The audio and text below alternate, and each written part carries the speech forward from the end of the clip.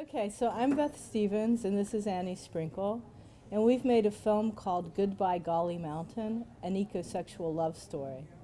And this is a film about mountaintop removal coal mining meets ecosexuality. And we're introducing ecosexuality as a new sexual identity, but also as a way of countering some of the environmental destruction that's happening in the world in a fun, sexy, diverse way so that people can keep their hearts open even in the face of very serious environmental devastation. Well, ecosexuality it's a sexual identity, much like homosexuality, except instead of being attracted to a human of the same sex, you're attracted to the earth.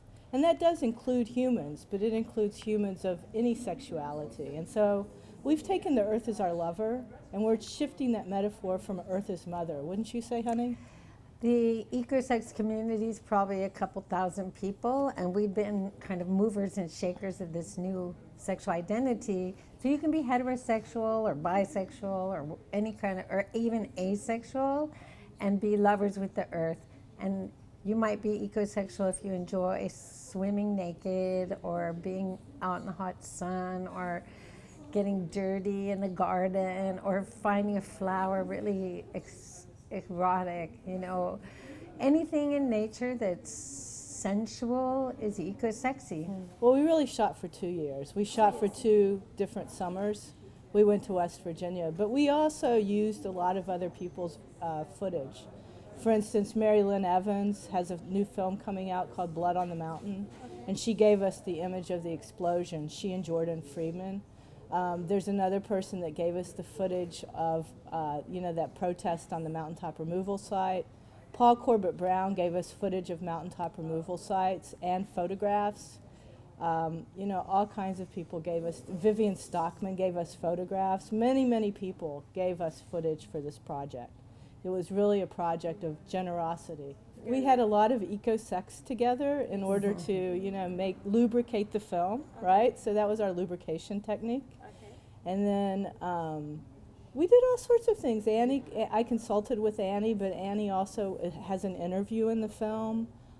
We collaborated together 100%, 50% on our performance art piece, which was part of the film, our Wedding to the Mountains. Annie's brother did the soundscape for the film, so without Annie, we wouldn't have had as beautiful an arrangement, of the film.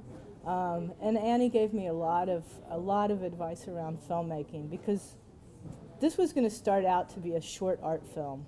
It developed into a documentary film. It just kind of evolved. I had been started out in 1973 in pornography.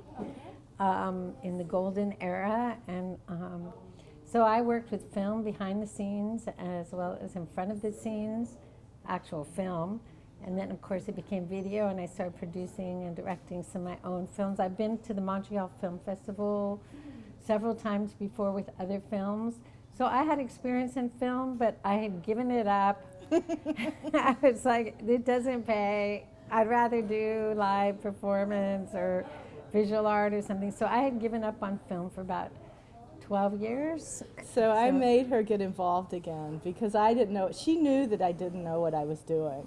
And so instead of allowing me to have a complete train wreck with this film, she has a great instinct. Beth's been an artist all her life, and she's a sculptor, and she's an art professor.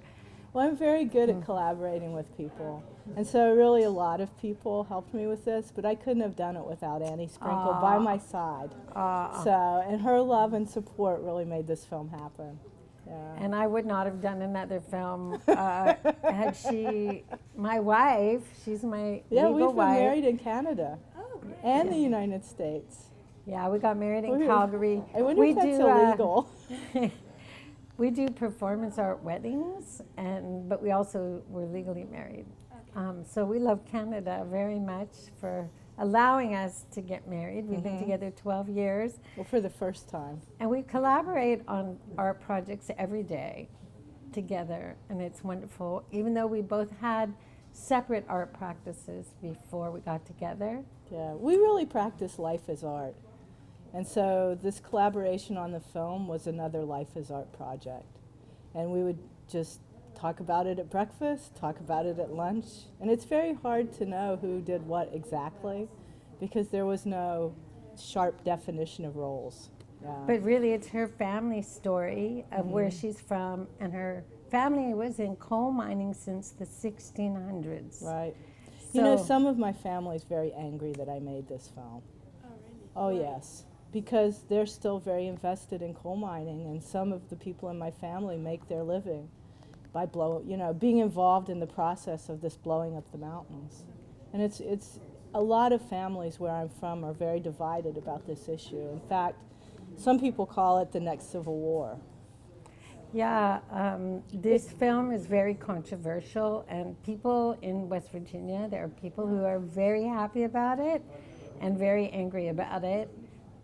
First of all, we're queer, and as far as we know, there's no other queer environmental activist films. There must be out there, but we don't know what they are. It's rare. Second of all, we're sex positive, and many of the people in corporate America and in rural areas are afraid of sex, or they want to suppress sex and sexuality.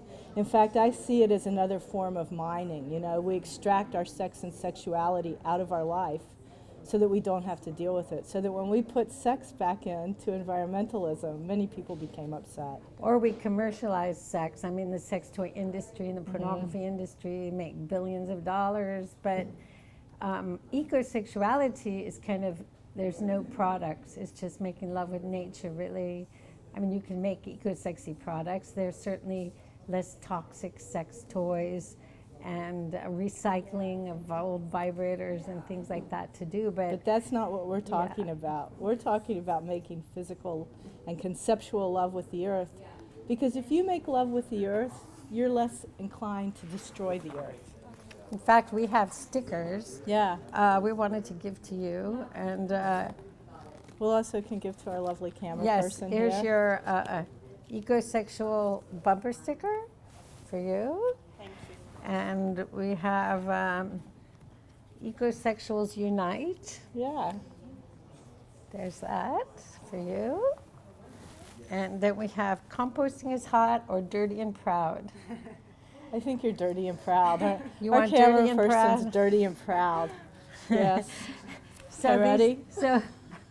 So this is trying to make the environmental movement more sexy, more fun, and more diverse. Okay. So Yes. to appeal to sex workers and queers and drag queens And artists.